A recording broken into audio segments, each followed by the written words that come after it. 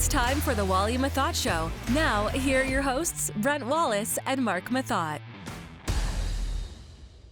Welcome to the Wally Methot Show, brought to you by BEI, BonnecherExcavatingInc.com.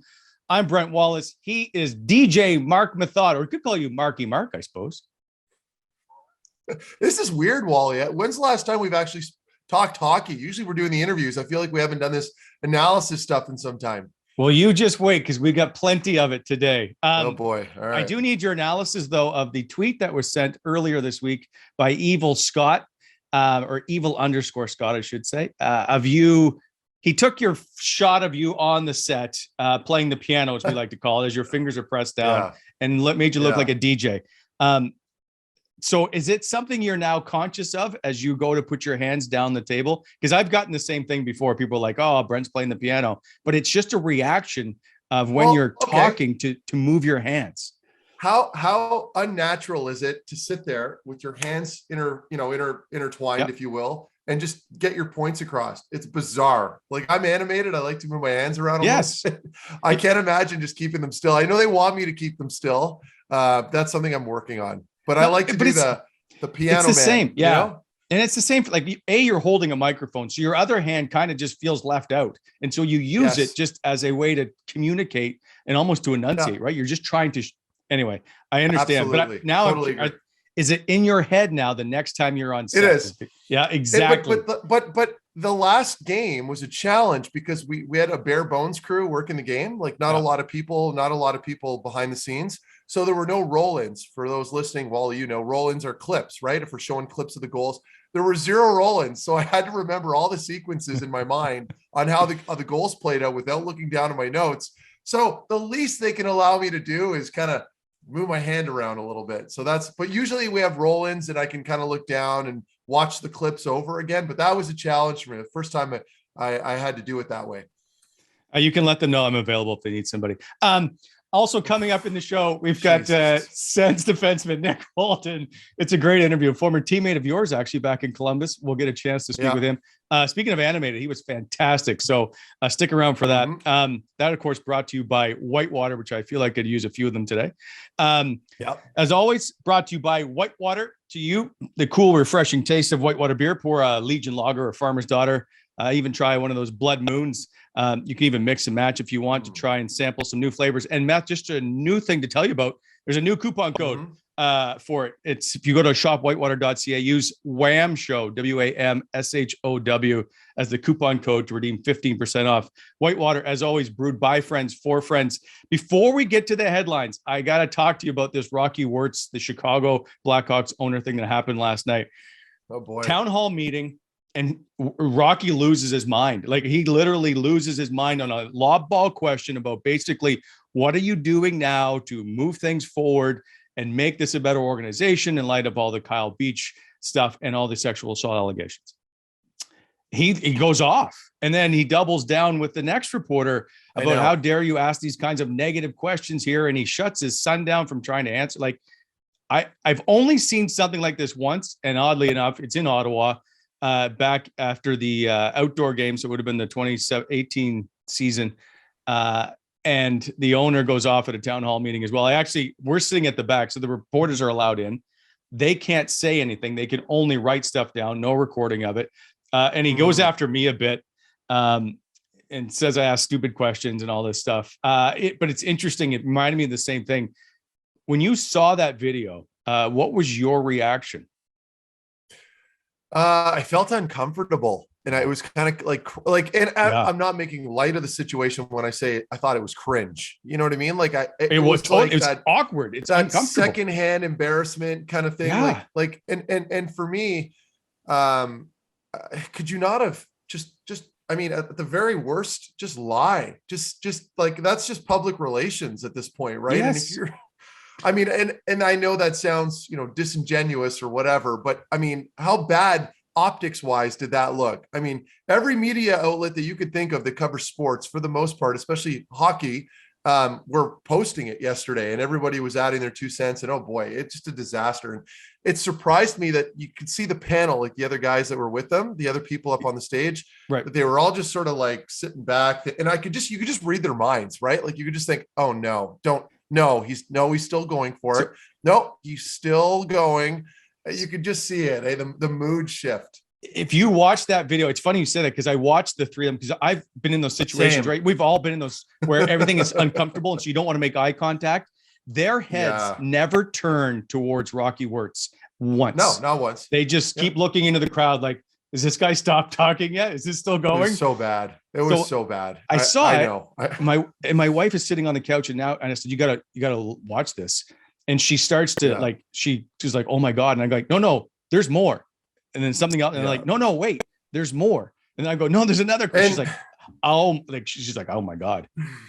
And the timing, Wally, like forget about the human aspect, because we all know how horrible it was, obviously. Yeah.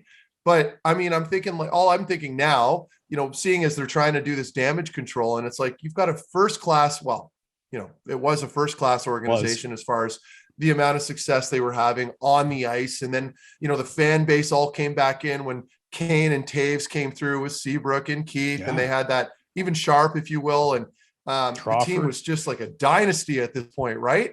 Yep. And now like the free fall that it's taking, I think, optics wise off the ice, it's a huge distraction, and they're losing tickets now, Wally. Like their ticket sales are going down. And I think a little bit of that is also just the team's trending downward a little bit on the ice as well. But this just adds to it. It amplifies everything. So if you're a fan, I feel bad for the fan base too. Of course you feel bad for everybody involved. But man, it's just a disaster. What do you say? He handled it very poorly. So the one thing, there's a couple of things I don't get as a media guy. I know, like, I could have told you before this started, if Rocky Wirtz is going to be on a panel, there are going to be questions about Kyle Beach and what has happened and what has transpired. What do you expect? For him not to understand that that's coming blows my mind. They're not gonna go up there and ask you about your effing power play. Like, they're going to want to know about the major issues that are happening in the organization. So my biggest thing, and I think I read somebody write this, I don't know, maybe it could have been you, Wally. How are you not prepared for this? Like, do you not have, at the very least, pull out a goddamn sheet of paper that you wrote some generic answers on and read it? That would have been better than what happened. Yeah. Anyway, I agree. It was a mess.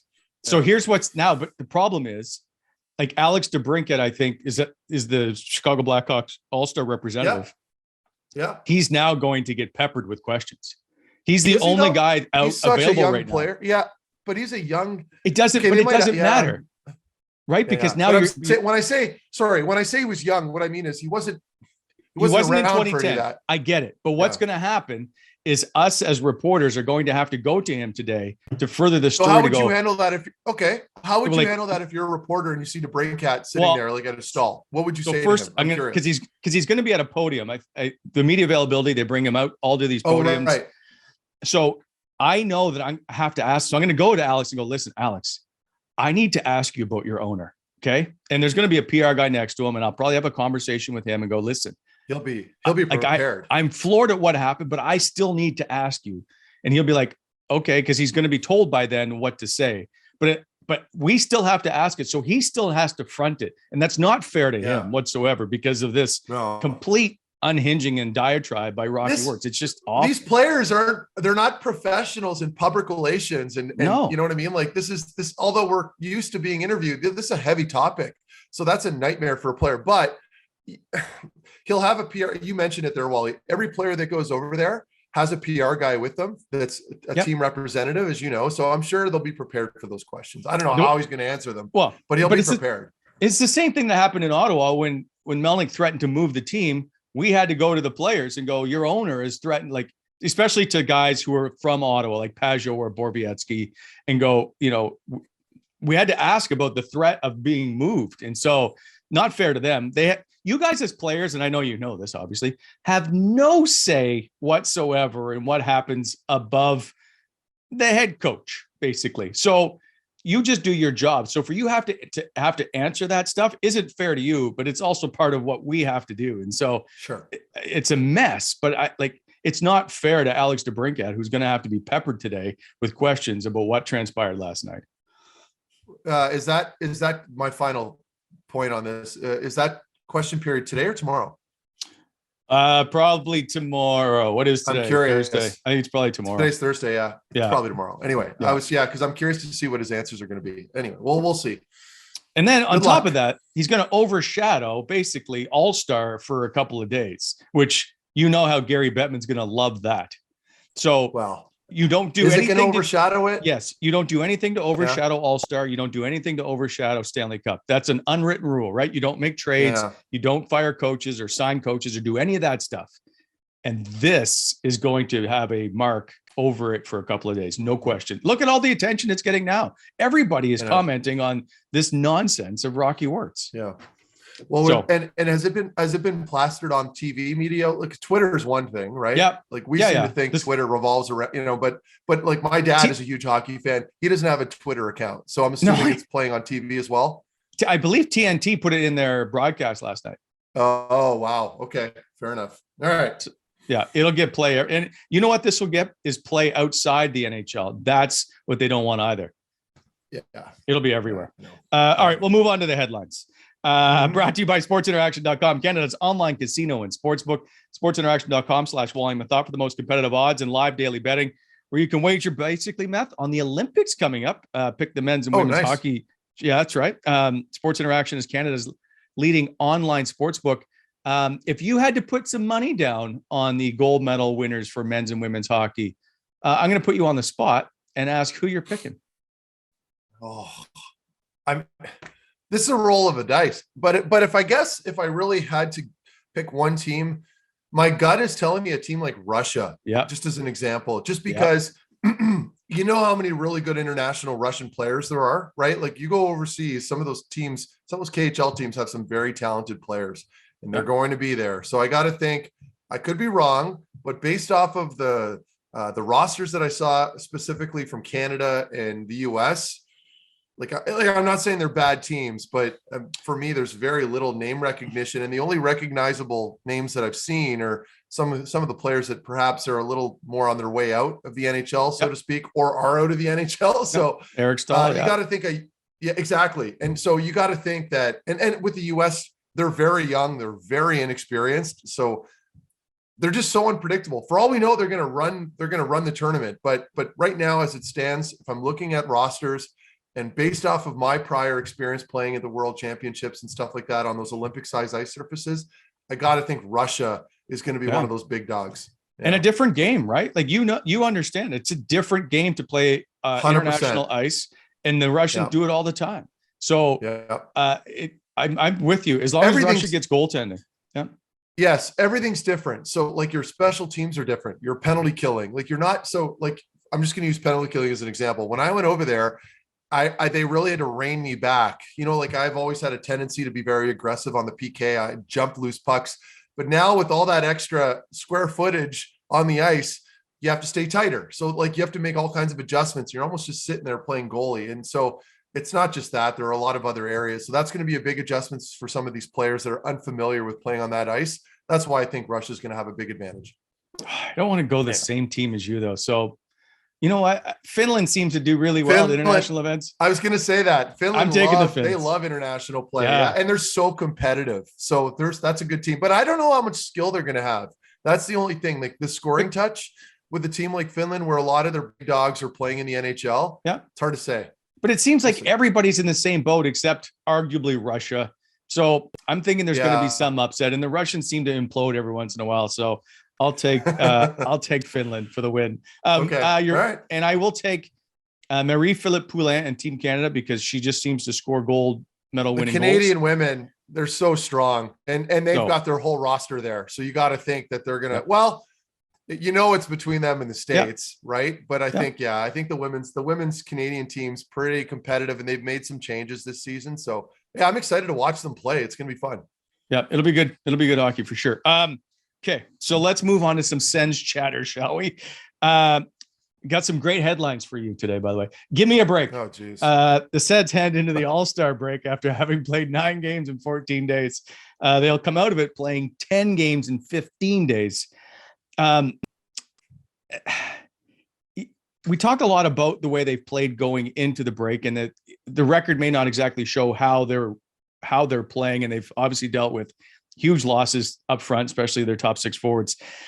Mhm. They don't get blown out very often, which I don't think gets mentioned. So I looked up the other night. They've played 40 games. Only 8 times have they lost by 3 or more goals. And I think I may be off. It's somewhere around 10 or so that they played 1-goal games. It might be a little higher, 12. Yeah. Like they're right in it. So, and I know Nick Holden brings it up when we chat with them, but they do not get blown out. They're always ultra competitive right to the last minute of play. Yeah, no, I'm glad you brought that up, Wally, because you got to give them some props here. I mean, I know they're, and I've talked a little bit about this before, but when you're missing some key players, specifically guys like Drake Batherson and Josh Norris, and all of a sudden all your goal scoring, Wally, is gone, right? We know that top line, what is it? 45% of the team's goal output is from that, generated from that top line. Now, all of a sudden, what can you do? Well, you can't just create these really skilled guys that can produce at that same rate. So what you can control is how you play on the defensive side of the puck. And you don't need to be an all-star to be a good defender. So this team is bought in very well when it comes to, well, first of all, working very hard. DJ's done a fantastic job there. I mean, you watch the compete, and you touched on that just now, Wally. They're in games with all these top teams. They're not necessarily winning all of them. And we've said this before plenty of times on the show, where we're not all about moral victories here, but you have to give them this. Yeah. I mean, I think the way they've been playing, keeping these games competitive from start to finish, first of all, is huge for the fan base because it keeps us entertained. It keeps us watching them. They're not getting blown out every night. And they're getting some big performances from some very select guys that have had to elevate their games. You know, like Tyler Ennis is one guy, for example. Formanton's another guy. Nick Paul. And I hate missing players. I can go down the list. There's plenty of them. Stützle has been terrific lately as well. And their goaltending, of course. So, Wally, I think for me right now, really good sign, seeing that they're able to win and compete and stay in games, specifically throughout, the 60 minutes, even later into that later stage, that third period where you could probably throw in the towel or start to crack. They're not doing that. They're playing very good hockey. So and that's a credit to the coaching staff. We have to give them their due as well. Like, that's an area that really is coachable when it comes to playing on the defensive side of the puck, and they're doing a really good job at doing that. Also, it keeps the fans in the building till the end. Never mind. I'll move on. Don't go there right now. Yeah. Next up, 2 for 1. Who will be the Sens' number 1 center next season? Basically, it looks like it's either going to be Tim Stützle or Josh Norris. All due respect to Shane Pinto, he just doesn't have the experience right now to be fighting for a number 1 center spot. I think that's fair. So when you see camp end at the end of next season, at the start of next season, who is going to be the number 1 guy? And just so we're clear, I got some notes. Like Josh Norris has played 95 games, Tim Stützle's 92, and they are 0.64 and 0.54 points per game respectively. Like, they're very even point wise, all that stuff. So who is your slotted number 1 guy? I think that long-term, you can see Tim Stützle perhaps taking that step forward because he's so dynamic, but we get all hung up on what's happening at the moment, right? And all of a sudden Norris is hurt. Stützle has a couple of good games and we're like, oh my God, we have this brand new player now. Look at how well he's playing. Who's Josh Norris? Tim Stützle is the man now. It's like, no. Are we forgetting that Josh Norris has been playing the way he has been playing against top lines all year, including some very good players here in that list, and still producing? Like, we're talking about a player that's excellent on both sides of the puck, right? Defensively and in the O-zone. And he's got excellent chemistry with Batherson and Tkachuk. I think right now, and I understand it, we're going to be fawning a little over Stützle's play, but I think he slots down onto that second line. That's where he belongs next season. I think what you need to do is focus on finding another legitimate top 6 forward to add to that line so that you can maintain his offensive output, right? Like, you want to cater you want to cater to Tim Stützle, but you need to bring in some help for him. Otherwise, he's going to continue to have, good games, bad games, like, as far as offensive production goes. Okay. So here's my question then. I wasn't going to bring this up today, but who are Tim Stützle's wingers next season? And I mean this, like, is it Connor Brown? Is he? Yeah.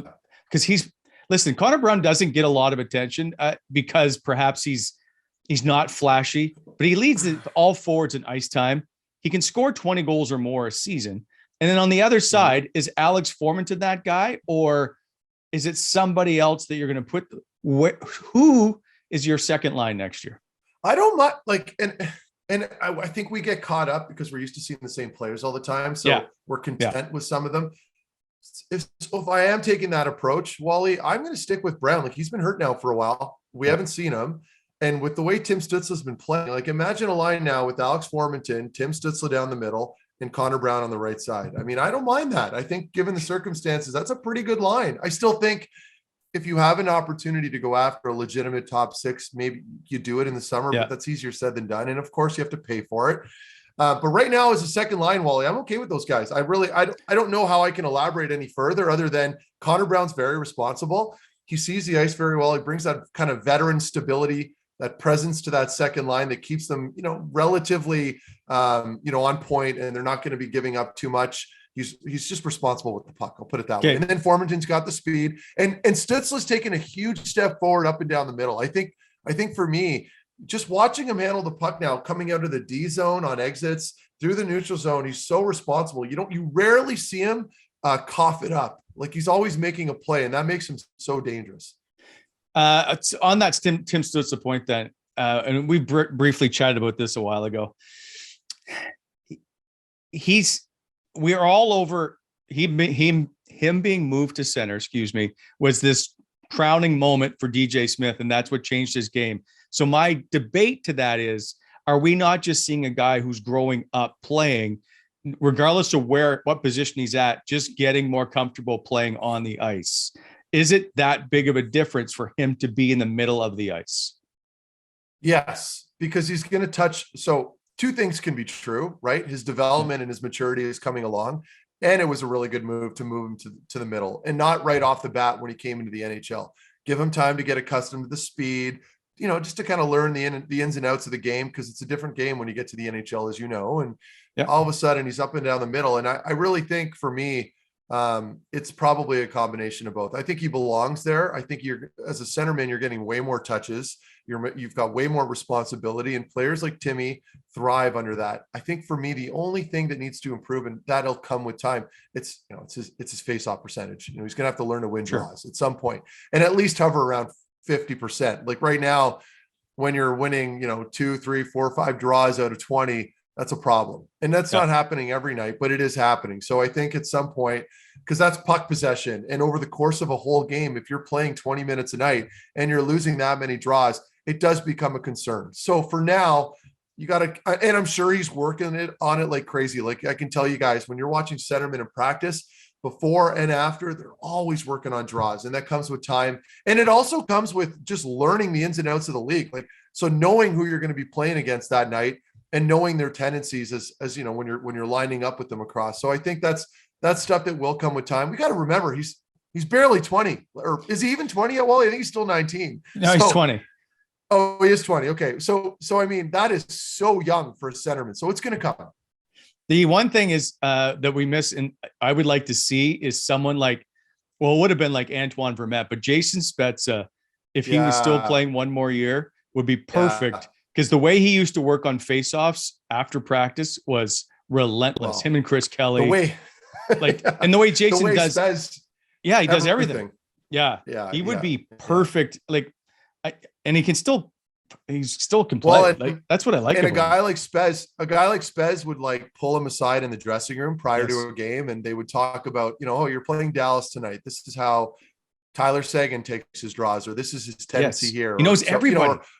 Exactly. So he could really help him out there. But that's the value in having good veterans in your lineup, right? And so it's important to acquire good players that can play, obviously, because we've seen the Sens make some deals in the past where it hasn't really panned out on the ice, and that becomes an issue because now your veterans are sitting in the stands and they're not necessarily with you on a day-to-day basis helping out your young players. I agree. I remember, I think it was Pajot or Zach Smith. I can't remember which one. And Spezza wasn't playing.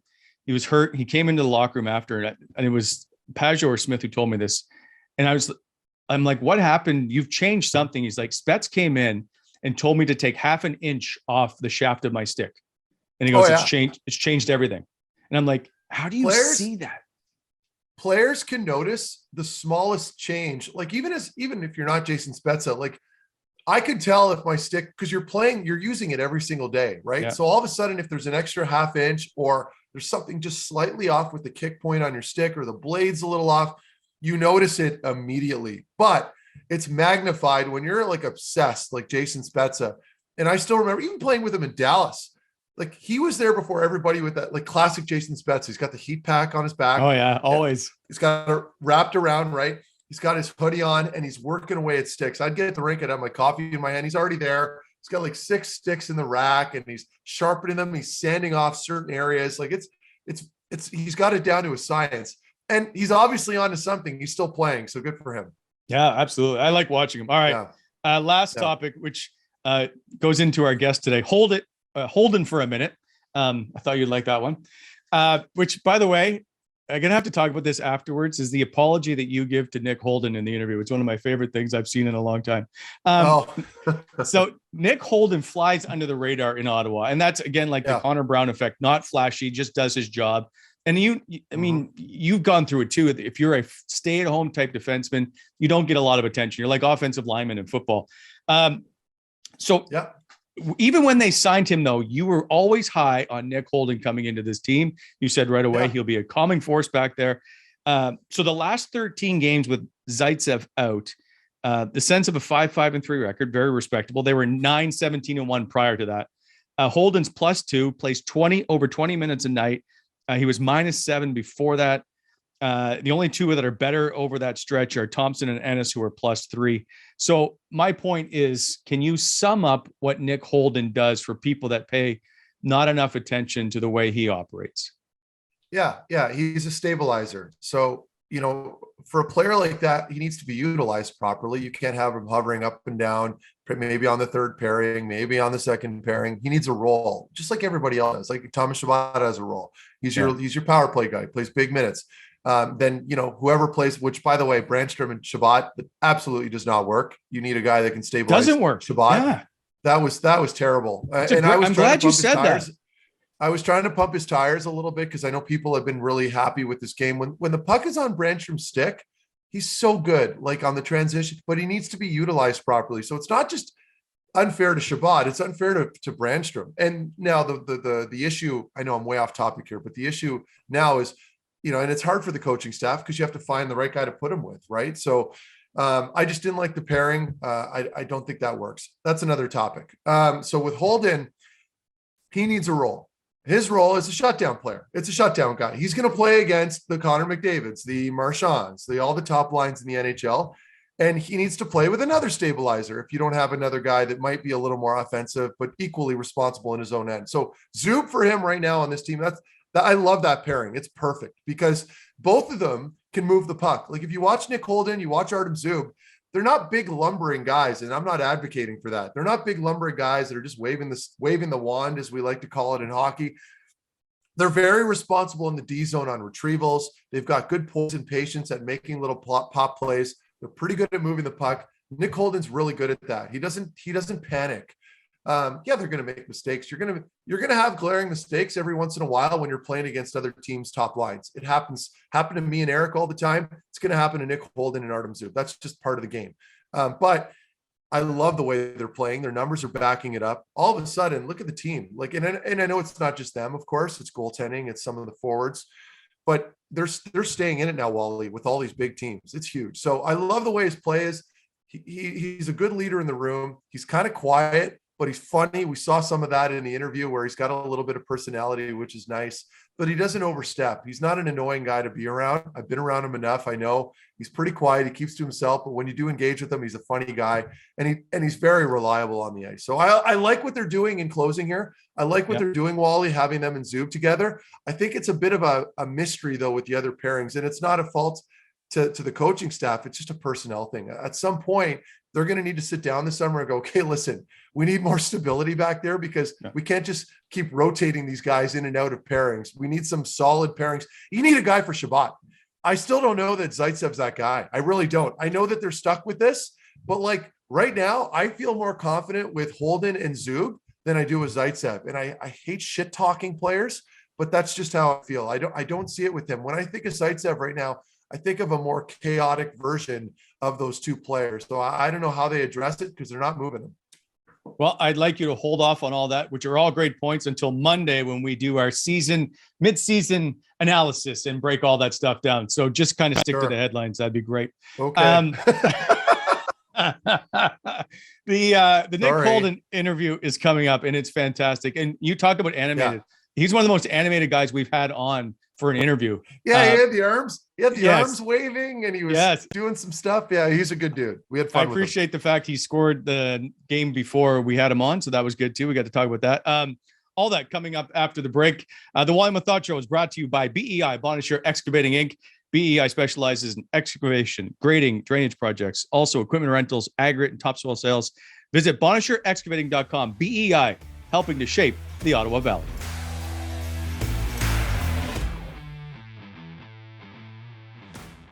Welcome back to the Wally Methot Show, and time now for the chat brought to you by Whitewater, and a perfect time to bring in the goal scorer from Tuesday night, Nick Holden. Welcome to the show, and good to see you as a former teammate once of Marc Methot's. Yeah, thanks for having me on. Can we just get to the teammate part? Like, what was Meth like early on? What you does this every time. Holdy, just I need something. Yeah. Don't go easy on him. I wasn't, unfortunately, me and Meth was only there. I came up from junior and played with him from, I don't know, the last 2 or 3 weeks of the season and then playoffs. And then he was really good. So he got to go up to Columbus the next year and started his full NHL career there. But no, it was first time meeting him because actually me and Grant Klitzum both came up at the same time. That's right. He came out of Clarkson, right? Yeah. Yep. And then I was coming out of junior. And so Meth and Klitter kind of knew each other from Ottawa here. And so that was my in a little bit to meet Meth and kind of hang out with him. But I don't have too many. I wish I had like some really great stories to tell you, but yeah, we just crossed paths right as I was leaving and you were just kind of getting asserted as a pro, right? So yeah, it's tough. And then we always told him like, hey, we want you to be like Meth. Like, oh yeah, I'm sure. Trying to play like, and this is the guy. So, well, you've had a good career because you're still playing and you're 34. So congratulations. Yeah, thank you. I appreciate that. It's all because of you. Oh yeah. All right. Yeah. All right. Enough of this. Yeah. Actually, perfect time to bring in Pearls of Wisdom, brought to you by sportsinteraction.com, where we get to learn a little bit more about our guest. And today, Nick Holden, 7 goals scored against the Ottawa Senators. That's the most you scored against any NHL team. That includes the regular season and the playoffs. We'll get to those 2 playoff goals shortly. 2 goals scored with Ottawa. Those are both coming against Ilya Sorokin and the New York Islanders. 34. I didn't want to bring this one up, but you're the oldest player on the Ottawa Senators. And 6. Oh, yeah. That's the pro games played with you and Marc Methot in the same lineup. Do you get, I guess, I don't know if joked is the word, or teased about being the oldest guy in the lineup? Yeah, I mean, I had a new nickname pop up this year, Moldy. Like, I'm getting so old that I'm molding, but guys kind of joke around about the age difference and stuff like that. But my personality, the way I act in the room is kind of probably younger and more immature than some of the guys. So I fit right into the age group. I feel like nowadays, being the older guy, you'd wear it like a badge of honor because it's so different. The league is so different now. If you're over 30, you're that guy, right? Whereas it used to be the norm. Like the average age was probably hovering around that. So I feel like at this point, they could chirp you all you want. You got to own that age, Holdy. Oh yeah, absolutely. I'm like, still doing it, still fooling guys.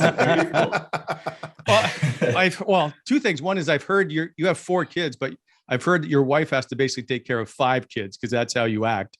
And the other part is Tim Stützle is closer in age to your son, I think, than to you, where your son is 10. Yeah, so he just turned 20. So there's 14 years between me and him, and there's only 10 between him and my son. So it's pretty funny. My 10-year-old is actually pretty big, and so he's almost as big as Timmy. So it's like, this is getting crazy. So how tall is he, Holdy? I couldn't give you a number. I don't know. I'll give you like a. Okay. Yeah. So at least 5 feet. Yeah, he's getting close. Yeah. Nice. You just signed your new deal. Did that come pretty quick? You got a 1-year extension. Were you surprised that the negotiation started now? Had it been ongoing? Can you give us any of those information? I was when they first came to us. Actually, when I got traded, we had kind of approached them saying, "Hey, would you guys consider doing like a year extension or whatever?" Just so that I kind of knew I wasn't going to have to maybe move at the deadline or whatever. And they said, well, let's just wait, make sure you're a good fit and all that stuff. And so kind of a month or two in, they kind of just said, we like how you're fitting in and all that. And so we can start talking. But then all those, like we got COVID and then the team wasn't playing as well. And then we had another COVID break. And so it was kind of like everything just kept getting pushed back. And then finally just we were able to talk it out in probably a week and got her done. Nice. Yeah, I think, well, you've been a huge addition, Holdy. And I think a lot of people, like I knew what you brought to the table. I think a lot of people here were kind of unaware. So as far as the fans go, you've been a huge pleasant surprise. And I think lately, especially you and Zub, man, like you guys are just meshing right now. And that particularly, I noticed it in the Edmonton game. I made a comment online that the only way McDavid is getting shut down for the most part is if you guys are out there against him. What's going on with that chemistry there? Because I know there's a big language barrier. How's that playing out for both of you? And how do you feel about the new partner? Yeah, I think when we started playing together, something that I've always tried to do is just try and talk as much as I can with my partner. And so obviously his English is broken a little bit, but I just, as much as I could, make him feel comfortable communicating to me. And so there's been lots of times where we have to go to like get a little whiteboard and draw it out in the D zone. That's for real. I saw you say that in a comment, but I thought you were just full of shit. That's a real thing. We were doing it yesterday. And so it's like, sometimes if he doesn't understand what I'm saying to him, or he's like trying to explain something, he's like, get the whiteboard. So I'll go grab the board and we'll be drawing it up or whatever. But I think that's helped us big time. Just being able to explain kind of why we're doing, where we're going, stuff like that. But I just kind of credit Zub. Like I'm a pretty simple player and I don't deviate from my game too often. And he's just a very dynamic, nothing flashy, but like he skates so well. He can move the puck really well. Yeah. When he has the opportunity to shoot it, he has a hammer of a shot. And so he does a lot of those things really well. And so sometimes I can just play that simple game where I don't need to be making a ton of really good breakout passes or something like that. It's like when he gets the puck, he can get it into the forward's hands or vice versa. He knows I'm there to support him. So when you guys, this is my last question, because obviously we're interviewing you. This isn't a Zub interview, but I'm so curious because he doesn't say anything. So I find him very mysterious. So if you guys are on the road, and forgive me, I don't even know if you guys are allowed to go to restaurants, but does he eat with anybody in particular? Does he just kind of join the crew and just sit there quiet at the dinner table? Like, what's that dynamic? No, he'll go with Zaitsev.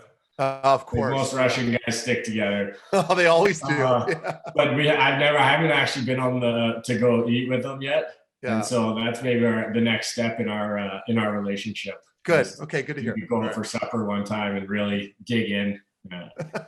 In your best Russian accent, can you tell me what he said when you scored your goal on Tuesday night? Oof. That's putting him on the spot there. Yeah. Nice shot, Nick. That was good. I like that. She didn't even say that. I just couldn't think of anything else to say. Did you know that was going in? Like, because it hit Sorokin, and then he kind of started stumbling back, and then just sort of. It was a great shot. You picked it. Did I know that was going in? As soon as I shot it, I didn't know where the puck went, and so it seemed like I was like, "Where is it?" And then all of a sudden, Chucky's like, "Ah!" Yeah. So that's what I thought. That's why I asked. Yeah. All right. So I'm standing there. I'm like, "Yeah, I scored." Years later, will you describe that as blowing it by Ilya Sorokin? I probably won't remember that one. That's not one of those most memorable goals, but. It's Who funny you knows? say that. Maybe. Oh, Wally, Yeah, hang on, yeah. just on that goal before we shift to another topic. So just with regards to that game, because I kept hammering home, fatigue, because I just know what it's like going in on a back-to-back, especially after playing a home game and then traveling overnight, getting into, the island and obviously having to play there. Was that a big thing there? Because I thought you guys came out really strong, which is very typical off a back-to-back, right? You're still sharp from the night before. And then fatigue starts to set in. You start getting these brain farts and you get tired, your legs get gassed. Was that sort of an issue there with last night's game, you think? I mean, obviously from playing, that is a issue or whatever. It's a fact. It's an excuse. It's an excuse. Exactly. I just kind of, on my post game actually last night, I just said, you know what? Yeah, you could say that's one thing. We were tired. It's a back-to-back. We traveled, all that stuff. But it's the NHL. Every team has to do it. And so that's something that I think as the team, as guys get older, you learn to play in those games where, okay, maybe I'm not going to be as jumpy or whatever. And so you're going to have to dumb your game down a little bit and just take what you're given. You won't be able to make some of the plays that you normally make, or your forecheck won't be as good. And so you have to be able to play that style of game and try and get a win that way as well. Yeah. Your minutes are up, by the way, 18 and a half, I think, this year. Do you feel rejuvenated playing? I mean, I think the last few years in Vegas, there were so many good players and depth and stuff like that. And so I just got kind of pushed to a different role, and which was fine. I was excited to be on a really good team that they didn't need me to play big minutes. And the minutes that I was getting to play, I wanted to make them important. And coming here, they gave me a bigger role. And so I've really tried to embrace that and use it to the best of my ability. And so it's been, as a player, you always want to play as much as you can. It doesn't matter what team you're on, you want to play the most minutes. And so I'm just happy that they're seeing value in what I bring to the team. And so I just hope I can continue to play well with Zub and continue to help our team. I think we're playing really well right now, and the system that we play helps my game and helps me be able to play, say, 20 minutes a night, where the skating isn't, I never feel where I'm really super slow or out of position or anything like that in our system. And so that's something that obviously at 34, maybe I'm slowing down a little bit, but I still feel. No, you're not. I still feel good. So yeah, and you still have that baby face. You still look like you're 25. Exactly. I wanted to ask you another question, just kind of piggybacking off what you just said, because I think with you and Zub, that was what the team was desperate for, was just a good stabilizing shutdown pair, which they didn't have. They were interchanging pieces with Shabbat, but I don't see really Shabby in that role. No. So now with Zaitsev coming back and everybody, I'm assuming they're probably going to put him back with Shabbat, but do you forget about that? I know you can't comment too much on the other players. I'm assuming they're probably going to keep you and Zub together. Is that sort of the long-term plan? Have they talked to you about that? They really haven't said much about it. I would say right before when Zaitsev got hurt, it was Shabby, Zaitsev, me, Zub, and then I think it was Brown and Methot, or a combination of Brandstrom or Thompson, or they were kind of a Delzato on the back. But I think it'd be something probably similar to that. I think they're happy with how me and Zub are playing. Yeah, it seems the last while here they've been putting us out against everybody's top lines and stuff like that. And well, it's working. You guys, I think if we can continue to play well against them, I don't see any reason for them to change that. But they haven't really talked to me about that, so I just do what I'm told. Don't we all? Yes, sir. Did you I think I read that you knew you were likely to get moved in the summer. Was Ottawa anywhere something you thought you would get to? And was it, listen, we all want to win, and obviously the goal is to win the Stanley Cup. You go from a contender to one that's in a rebuild. There's no secret about that. Was it a little bit of a shock to you? I knew I was going to get moved when they re-signed Martinez, because it was kind of like leaving with what happened last year, where they put me on the taxi squad and stuff because of like all the cap stuff. Yeah. It was like leaving. They're like, well, if we can re-sign Martinez, we'll probably have to move you, or else you won't play. And so I kind of had an idea, and then Martinez signed, and so it was kind of just a matter of time. I had no idea where I was going to be going. Ottawa had talked to me when I had signed with Vegas. Meth actually had just left, and they said they didn't find anybody to replace him. And I guess they saw a parallel a little bit in our games or something like that. And so they had talked to me at that point, but that was 3 years ago. And so different coach, different whatever team at that point, but didn't have any idea. But when I got the call that I was coming here, I was just excited because I knew I was going to get an opportunity to play a bigger role than what I had been playing.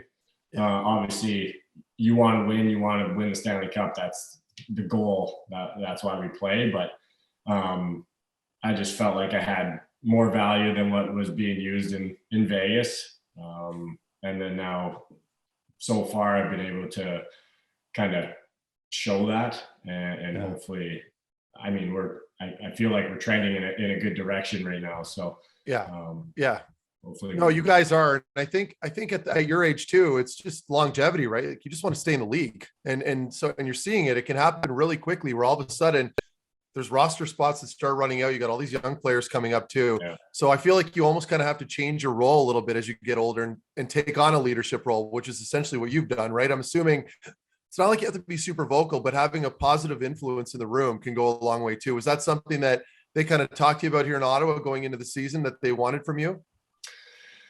No, I mean, they never really, DJ actually asked me, he goes, the first time I met with him this year, he just goes, what was your kind of role in the room in Vegas? And I just said, you know what, it wasn't like I was an A or a C or one of those guys that's going to come in the room and kind of rip guys like, we got to be better and all this stuff. Yeah. I would just come, work hard, have a real positive attitude, and just try and support guys. And so I just told him that was what it was. And he said, well, that's all I want you to do here. I have other guys that can do the kind of little bit of yelling and stuff like that. You just make sure guys are staying positive and working hard and stuff like that. And so that's, I mean, for the most part of my career, that's all I've really done in the room is be a hard worker, support, try and bring energy. And so that's kind of what I've been just doing here as well. Good. Yeah. Did you know Brady Tkachuk before Mark Stone's wedding? Oh God, here we go. Yeah, no, I don't. I've never met him before. Stone's told me that I would like him from, just because it was coming up to his wedding. He's like, you're really gonna like this guy when you meet him. And so we ended up having a good time at the wedding. Yeah, I think Wally's like little segue here was what did you think of your captain dancing at the wedding with just a vest on and nothing on underneath? His dancing's not great, but I love that he tries to dance. It's great. Yeah. I love when guys like I'm the same. I don't care. I know I suck at dancing. Yeah, so it's like I just want to have fun, and so I'm the same way. But then when he got up on stage and was singing Mr. Brightside or whatever, I was like, wow. I think I told him this. I go, I'll follow you anywhere. That's great. That's really good. And how was the wedding? I believe there was like synchronized swimmers and everything. Was it maybe the most over the top you've been to? Oh, absolutely is the most over the top I've ever been to. There's synchronized swimmers, the high school band, 5 locations. It was it's true. I forgot about our buses. We all leave downtown from like Aria to like the golf course where the wedding was, and Stoney had us, or whoever had us, stopping at all these different locations. So the first part was somewhere, then the ceremony, and then the after ceremony or whatever it was. It just never ended. And these out of nowhere, these synchronized swimmers show up in this pool. We're all having drinks casually around the pool, and we're like, what is happening here? And yeah, it was a good time though. We're not trying to bury Stoney by any means. We're just saying that it was very much a Vegas wedding. I don't think we're burying him at all. It was a terrific thing. wedding. Everything I was agree. awesome. Yes. No, it Yeah. sounds It like was- he's it was totally like- embraced the Vegas vibe. Absolutely. Do you Over miss the- Vegas, by the way? Like it's such a Right. different world compared to Ottawa. Like, do you miss that Vegas scene at all? I mean, it's completely opposite. Yeah. It's like down there was hot and dry. We're cold and wet up here. We're US, Canada, Yeah. East, West. It was literally like completely different. We really enjoyed Vegas. Like really, we loved living there. We loved playing there. That's beautiful. It's awesome. And then coming here, we've enjoyed every minute of it. My kids love their school. The hockey's been that the teams and stuff they're in. They're really enjoying it. We were able to get a nice house to rent. We love the area that we're in. And so, Good. Yeah. Do we miss Vegas? Yeah, we loved Vegas. We also loved playing in New York. We loved playing in Denver. None of those places, we know we're always going to go back to Alberta when we're done. And so none of these places are forever places. And so we've always really tried to just enjoy where we're at as much as we can. We ended up buying a house in Vegas. And so we kept that. Dad and I was actually living in it. Oh, no way. Yeah. And so eventually we'll try and use that.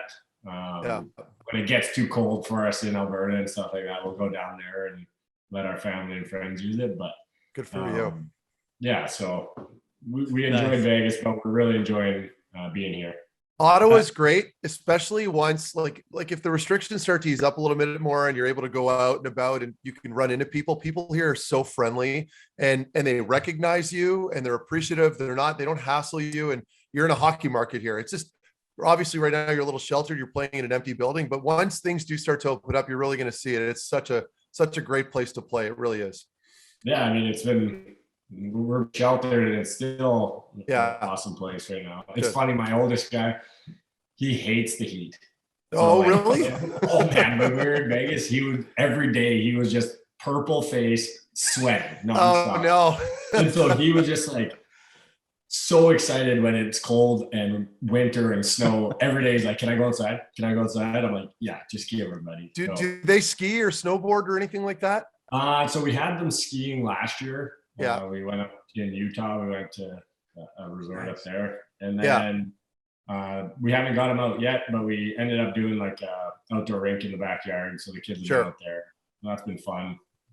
There just hasn't been because the schedule's been so busy, we haven't had any time to go do anything. So yeah. Well, what about this weekend now? Like, are you guys able to, like, I'm assuming you guys are all hunkered down in Ottawa. You're obviously not traveling anywhere. Can you go because we have some good ski hills on the Quebec side. Like if you go over the border, there's some nice little slopes there, like Fortune and Edelweiss, and there's Mont Tremblant if you're willing to drive a little bit, but recommend those places, Holdy. They're really good.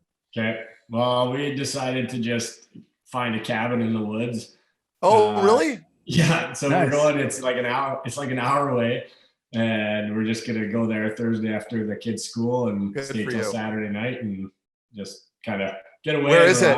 Whereabouts? Like roughly. I'm not coming, nor am I trying to get anybody to follow you there.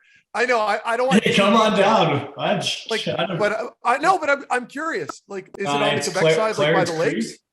Clarence Creek. Oh, okay. Right on. Yeah. Nice. Yeah. Very nice. So cool. I don't really know where that is. I know it's kind of on your way to Montreal, I guess, but it's a bit of a drive. What is it, like 45, 50 minutes? Yeah, I Googled it and it was like 55 minutes. There you go. It's like perfect where it's not too far. We can go after school.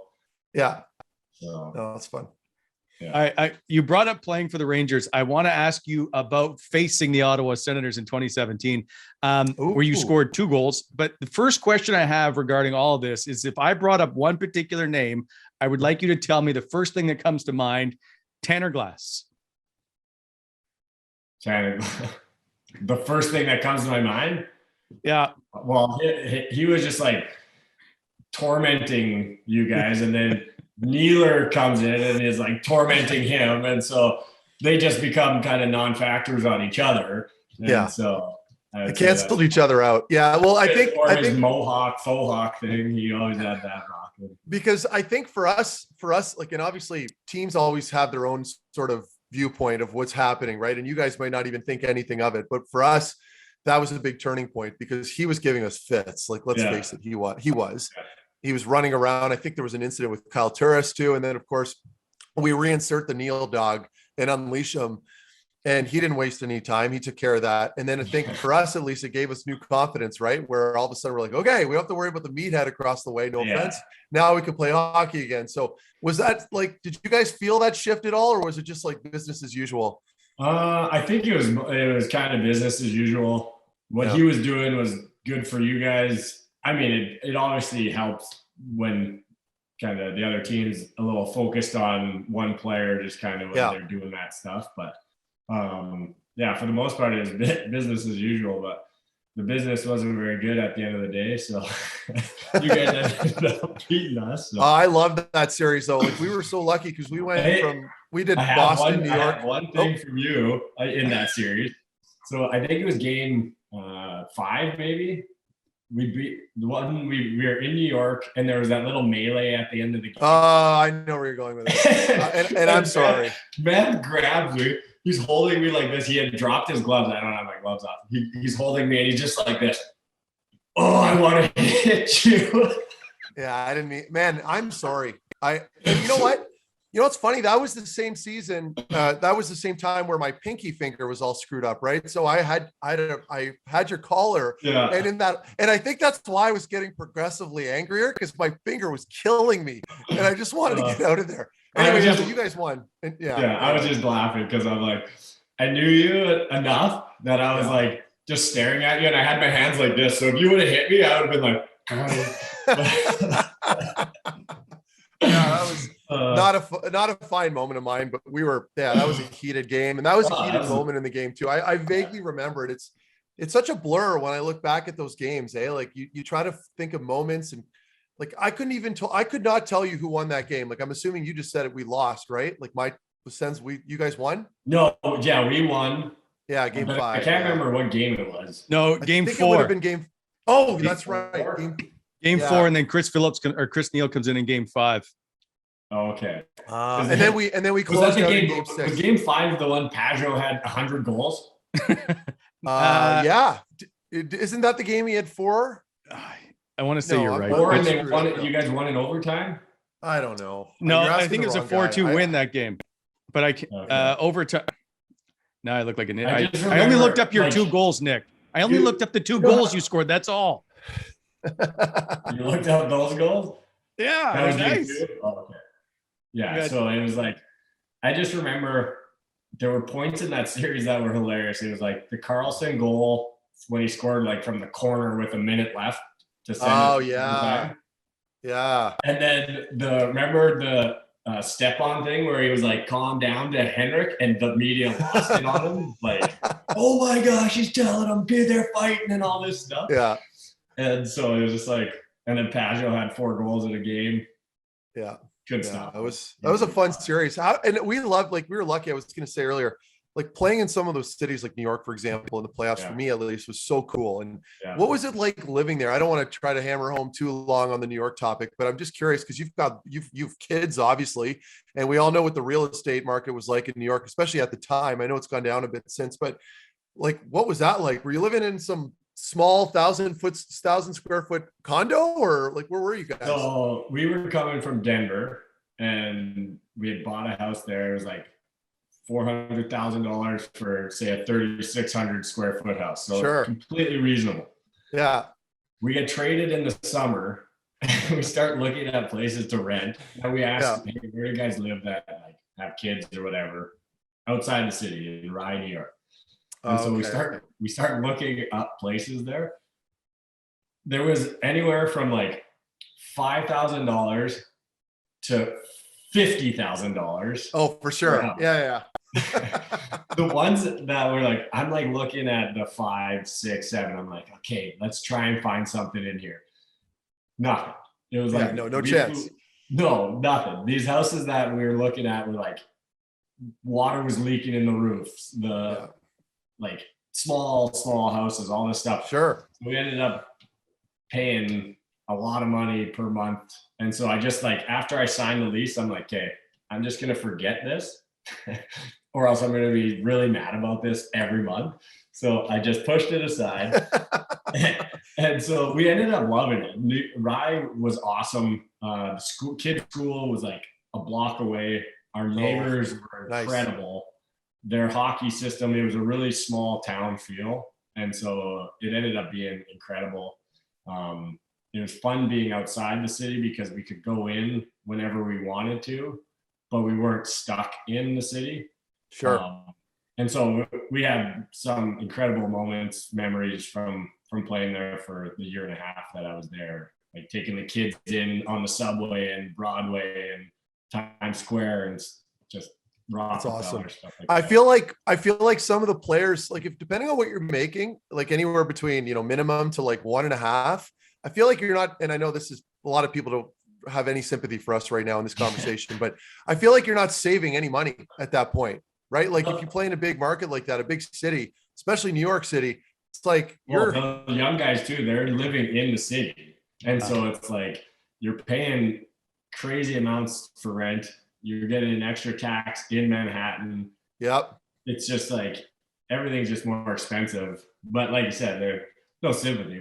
No, I know. And that's probably why we'll just cap this conversation at that. I was just curious because I had not that I'm not implying that New York had any interest in me whatsoever, but like all the New York teams, they were all on my no trade list immediately. When I was talking to my financial advisor, he's like, you're going to put all the New York teams on it. You're going to put all the California teams on it. You're going to put Quebec, Ontario, and all the rest of Canada. That's how I did my list. I ended up in Dallas. Right. So anyway, which is great. Yeah. It worked out. Yeah. I will point out Pajot's 4-goal game was game 2. He won it in double overtime. Game 4 is the melee. And the Sens won that in 6. Okay. A couple of questions I have just regarding Ottawa. Is there someone that you didn't know, and I'm sure you didn't know a lot of the guys before you arrived, that really surprised you personality wise or their play or anything that stood out? Well, for me, like I really didn't know what, I actually didn't know anybody. This was the first team I'd ever been traded to that I didn't have any connection to anybody. But then on top of that, like they're really top forwards and stuff like that. I didn't know any of them because last year not playing, like really the last 2 years not playing against them. Lots of the guys are in Belleville. And so I didn't really know lots of the guys, what kind of skill level. And so it's just been learning for me, but it's just incredible the skill that these guys have. Norris, Batherson, like even Chucky, like I didn't really know his game much. And so it's just like to see these guys day to day, they're going to be incredible NHL superstars. Give them 5 years and it'll be crazy. Like what they're doing now in their first couple of years, give them 5 more years and it's going to be. And even guys like Formanton that are coming in now too, right? Like Formy's speed and what he's been able to I know you just got here, but like the progression that I've seen in him over the last couple of seasons has been insane. So I think you're right. In a couple of years, this group's going to be really good. Yeah, absolutely. Yeah. And like right now they're doing well. We're doing well. And so and you guys are hanging in there, Holdy. Like so you're hanging in there with all the big teams. It's not necessarily always showing up, on the scoreboard at the end of the games, but a lot of injuries I think have played a part in that. But I think like some of the games you guys have played has been so impressive. So is that the feeling in the group right now? Like in that dressing room, is it pretty confident? Yeah, I think you go from earlier on this year, obviously you get injuries, COVID, that stuff. But the way we're playing since we kind of cleared all that, I think that's what was expected to start the year. And so I feel like we're going into every single game being like, we can win this game. There's no games where we're showing up saying wash or against Colorado where we're like, we're in one here. Every game we're showing up and we're like. Even Edmonton. Yeah. And the guys, it was funny because last year they didn't beat Edmonton once. And so they were, that was all the talk. Come on, boys, like, we haven't beat these guys. And so after the second period, we hadn't played great in the first 2 periods. And so it was just kind of like, just dig in. You know what? What's the worst that's going to happen? They're going to beat us again? Like, let's just throw big deal. Yeah, exactly. It's our just player system and throw everything at them. and then see what happens. And when we beat them, I think those are games that are great for younger teams because it's like, whoa, like we can win against 100%. good teams being down going into the third. Like it's stuff like that gives guys confidence. So yeah, I agree. I don't know that you've been awarded the bike helmet yet. Is it a goal in life to get the bike helmet and glasses? He's been given the bike helmet. I think I've seen a picture of you holding, right? So I was given it one time, Yeah, and it was in Florida. I'm not really sure why I got it, but I get the helmet, and I don't know what it was, why I said it. I was like, safety first, and I put this helmet on. And then I go, O'Doyle rules. It's just like, my wife sends me the clip of it after, and she's like, "What's wrong with you?" And I'm like, "I don't know." Like, you can't go wrong when you quote a Billy Madison exactly. That's it. Quote, right? Like it's a win-win. Yeah, exactly. Nice. Most I got two. Team probably have no idea what that. Yeah, they're is. too. I was gonna say they're too young, man. Yeah, so good. Two questions left. One is, and Meth, I want your answer on the input as well. Is how do you guys, as defensemen in the NHL now, and are you concerned about the Michigan lacrosse style goal, and what do you do to try and defend it? I'm not concerned about it. You go first. You go first. I'm concerned about it. Yeah, I'm very concerned about it because it seems like everybody on every team could do it. Yeah, it's like at any point in any game, you could be embarrassed for the rest of your life. On the highlight reel. Yeah. And so that is literally the one thing I try and avoid is being on a highlight reel that'll play for years to come.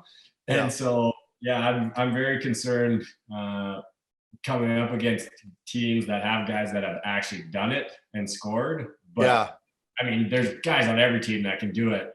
And the way in my mind that I'm like, okay, this is what I'm going to do if somebody tries it, tomahawk. I was going to say, you know what? No, but seriously though, like I'd rather take a penalty on the play. I'm not saying I'm going to tomahawk a guy like Holdy just advocated for, but I think for me, I'm ditching whoever I'm covering in net front, and I'm full sprint leading with my stick to try to make contact with his stick, 100%.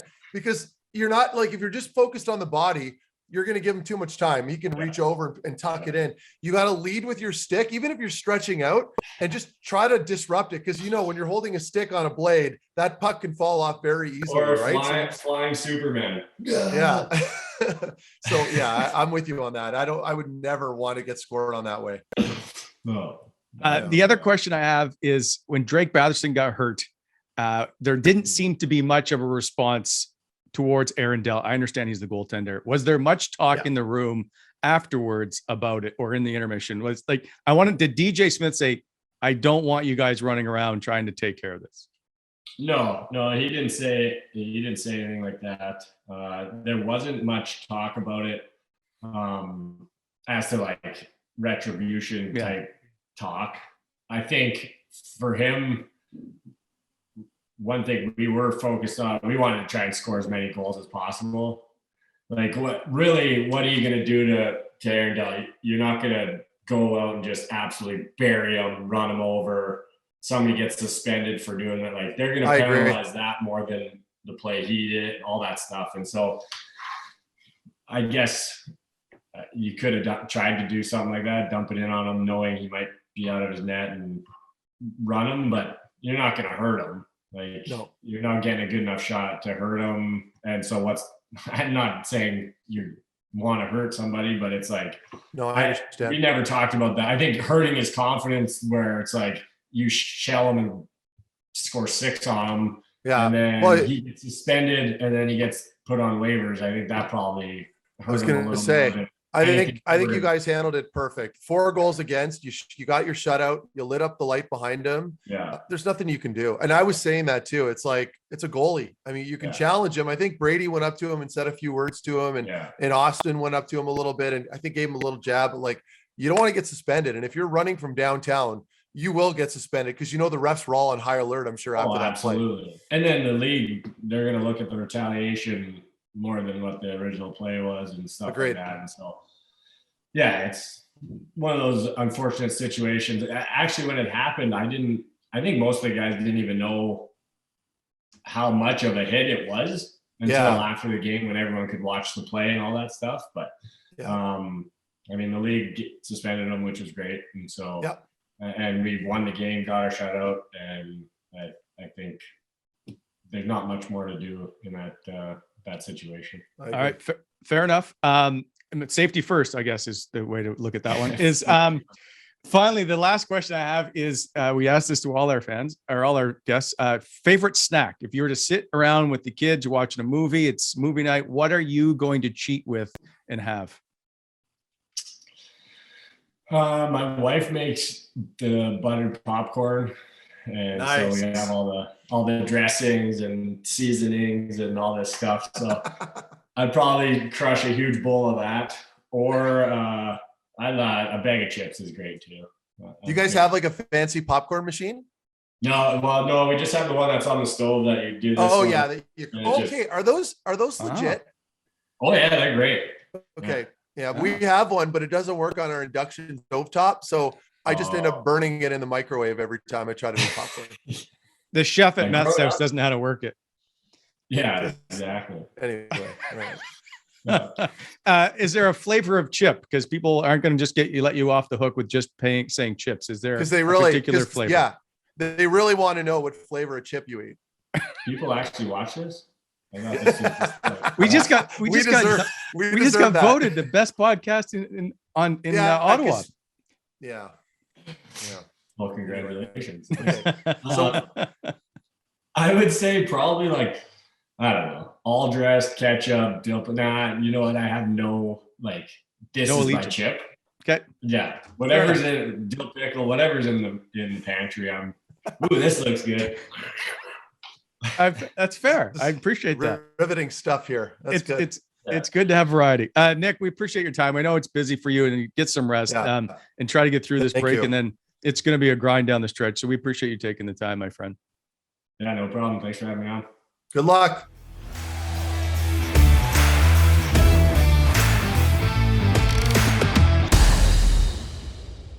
Welcome back to the show, and welcome in Craig. As always, brought to you by Gong Show. Gong Show currently has 25% off the entire site. That includes, by the way, guys, the Wally Methot merchandise, gongshowgear.ca. Go to collaborations to find our stuff and pick up some Wham swag. Craig, it's always good to see you. Welcome to, by the way, if we haven't brought it up, our award-winning podcast. That's right. Ooh, I did hear about that. As we've just now been named the best sports podcast in Ottawa. So congratulations to you two for helping put this little show together. I would say all three of us, but yeah. I'll just save you guys the nonsense here. You guys both carry the show, and I'm very appreciative of that. So thank you. Most people don't know that I usually just kind of show up and talk out of my ass for a little bit. You guys do a fantastic job, Alex included, that does more of the behind the scenes stuff as well. So thank you. Yeah, we know you don't read the rundown. It's okay. It's well, that's what makes it so authentic, right? I can be scripted, but I pay attention to the game, so I don't need the script reads me. Okay. The show just does itself is basically what happens. All right. Anyway, nice job, boys. It's 11 months since we started to the day, by the way.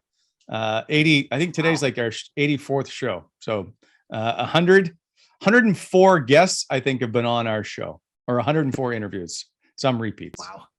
Never thought I'd still be doing it. Well, there were times I didn't think you would be either. Yeah. No. Yeah, that's true. I want to go back to Nick Holden for a sec, by the way, so if you don't watch the show on YouTube and you just listen to the podcast form, which is fine, we encourage that as well, is you miss all the stuff that Craig puts in the show when it comes to picks and whatnot. And so in there is a couple of stills of you and Nick Holden, because I didn't know about this Nick Holden story about you at MSG squaring off with him. And I guess I probably should have, but the more I see the video and see the pics, the more I can appreciate that he wanted no part of you. Yeah. And this isn't me acting like some big tough guy, but in the moment when we were tangled up there, my finger, and I mentioned it in the show, my finger was still mangled, right? It was still black and like trying to heal up. Meanwhile, I'm playing in the NHL playoffs. So once I grabbed him with my bad hand, the pain, man, it was so excruciating that it made me more angry. So I was trying to get a fight. I was trying to prompt him to fight me and he wouldn't do it. But I know Holdy very well. So that's why I apologized to him during the show, because he's such a nice guy. And I have played with him, and I think if I was in a better place in the moment, that would not have happened. That's all I was trying to say. I think it lends to you, because you always talk. I mean, you brought it up with Holden too, like super highly of Chris Neal's impact on that series. That's the kind of stuff that stopped happening once he started playing. Right? Is the kind of I'll throw some of the stills in right now, but that scrum at center ice at the end of the game, you guys just lost. Yeah, like that kind of went away after Chris Neal came back, and you always spoke about it so much, but it's kind of neat to see some of the plays that literally the game before. I remember being with a few players. This was after like game 2, even. I think it was maybe, I forget exactly what game it was, but a couple of us were talking amongst ourselves, and I was one of them for sure, where I was like, we need Nealer in the lineup. What are we doing here? Like, even if he plays X amount of minutes, like he's effective, he can still play. And everyone's scared shitless of him. So like, why don't we have, like, let's bring our boogeyman in the lineup here, if you will. And it'll at least scare the crap out of some of their guys, and it'll calm them down, because that's the effect of having a tough guy in your lineup. Like it holds everybody accountable. So we were talking about it, saying like, should we go talk to the coach? Like, should we? And then eventually, it gave way. And I think the media started talking about it a little bit more, because Tanner Glass had been running around for a few games. Right. So I've always been in the camp in the belief that you should have a player that element in your lineup. I know it's sort of kind of going away now in the league, but even a guy that can still play, do it both ways is huge. Anyway, that was our stance at the time. I mean, you won the first 2 games, so there was no real push for it. But you I know, and it was there. I remember it being there, but it was never urgent because you were up 2-0 in the series. Right. But after game 4, it's now 2-2, and you got handled. And so and Kyle Turris is leaving the ice because he just got run over basically by Tanner Glass. Yeah. That's when the pressure really, I remember after game 3, there was pressure. Game 4, it was like, if this doesn't happen, there's going to have to be some kind 100%. of 100%. Nealer was chomping at the bit. He wanted like, that's the beauty of it. Like, some guys, when the stakes get a little high and they haven't been playing for a while, you're almost more comfortable just being like, okay, I'm not ready. I can't play. I don't have reps. Nealer was never like that. Nealer, like, he's a pro and he's competitive. He's like, get me in there right now. I'm going to handle this. And he did. What's it like squaring off at MSG though, center ice? Like, those are moments you never get to have back. No, it's funny. Like, and we didn't end up fighting, we were trying to, but you were trying to, I think. But you remember that. You remember like from that game. I'm not kidding. I'm not kidding when I say this. From that game specifically, that might be the only memory I have from MSG, other than maybe the anthem and sort of the theatrics that were going on. I still remember. Was it Margot Robbie was there? Liam Neeson. Yeah. They'd have people in the stands, and I loved it. I thought, because Margot Robbie was only a couple rows up behind us. Mm-hmm. And this is like, not long after Wolf of Wall Street. Like, she's like, you're like, holy crap. Like, look who it is. And she was like, and she was animated, right? She was cheering on the teams. And anyway, so I could, when you're playing there, it's different. It's cool because there's a lot of star power, and there were plenty of celebrities. It wasn't just her. That was the more significant one. And my wife would agree with me. So I think, it's a cool experience. But as far as the on-ice stuff goes, like that little square off with Holdy that nothing happened out of, I remember that vividly. It's cool. Yeah. Like I will say, not very often do they take our stories and post them on video screens in the building, but they took mine for every game and played it at MSG on the Jumbotron. Yeah. And to everybody else, that means zero. To me, it was like being in the New York Times. Like, this was like, I'm saying everybody in this building right now, it's at the best building in arguably the NHL is watching my stupid mug on the video scoreboard. So I have a picture of it because I was like, and they did it every game. I'm like, this is actually pretty cool. So cool. When you can be at MSG for any reason, it's neat. And just to be in the bowels, like, people, that's on the 6th floor of that building. The rink is. And so underneath there's a theater where they've had Jeopardy shows. They have graduations. They have all kinds, like, it's wild. The inner workings of that building. Yeah, and what people don't realize is that when you pull in as a player, so you're coming from the hotel, you're driving through Times Square, you finally get there, and the bus can't actually go up the ramp. It's this really narrow ramp, and it's very steep, right, Wally? So as it's players, a 15 on the vertical on the treadmill. Yeah, so exactly. So you get there as a player, and you're like, oh my god, like I got to walk up this. So you get to the top, and your legs are on fire, and then you're like, how am I going to play tonight? I know it sounds ridiculous, but those are some of the quirks that come with playing in old buildings like that. I think TD Garden was a little like that as well, like in Boston, but for sure MSG. And there's an aura there, right? Like there's a certain kind of energy that comes with playing there in that building. It was so much fun. There's always a camera too at the top of that. There's always a camera too at the top of the ramp. Yeah, so you can't you're like huffing and puffing. Like, what's he got? I know. Meanwhile, the tide's off to the side. Yeah, like it's just weird, but it was fun. Yeah. I remember going there the first time. I forget what it was for. Anyway, there's a constant hum in the crowd. Like it never goes away. Yeah. It's the only building I can ever remember it where it's just a buzz that you think there's an energy. There's a bit of that in Montreal too. I feel like when you're playing at the Bell Center, because the fans are so passionate, they're always talking and you can kind of hear it. But I agree. MS3 definitely has that as well. And they just do such a good job there too. Yeah. I mean, the music, everything, like the whole show is great. And then obviously adding the history that comes with the building as well. Except the ice. Yeah. Because there's so much going on that every day there's something there. I've always been told the ice is.